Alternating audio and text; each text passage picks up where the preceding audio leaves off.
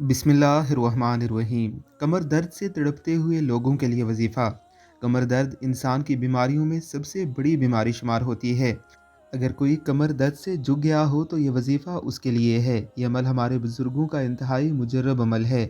چھوٹی بیماری سے لے کر کینسر جیسے امراض سے بھی اللہ تعالیٰ نے اس عمل کی برکت سے شفا عطا فرمائی۔ سورہ فاتحہ۔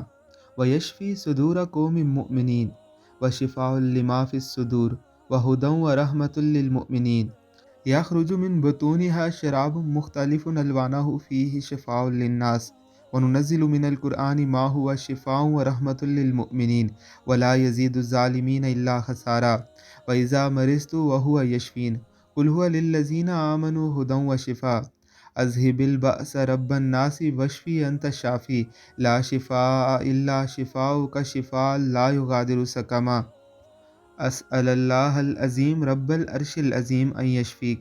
سورہ فاتحہ اور آیات کو ایک پلیٹ پر جس پر کوئی ڈیزائن نہ ہو، زعفران سے یا مشک سے بہتر ہے۔ کسی متقی عامل یا عالم سے لکھوا کر یا خود لکھ کر رکھ لیں۔ صبح نہار منہ پلیٹ میں تھوڑا سا پانی ڈال کر لکھے ہوئے کو انگلی سے مٹا دیں، پھر ایک بوتل میں یہ پانی ڈال دیں، پھر اسی پانی پر 21 مرتبہ آیات شفا مکمل عمل پڑھ کر دم کریں۔ نہار منہ ہی مریض کو ایک گھونٹ پانی پلائیں۔ اس طرح مریض کو ایک بوتل ایک دن میں پلا دیں۔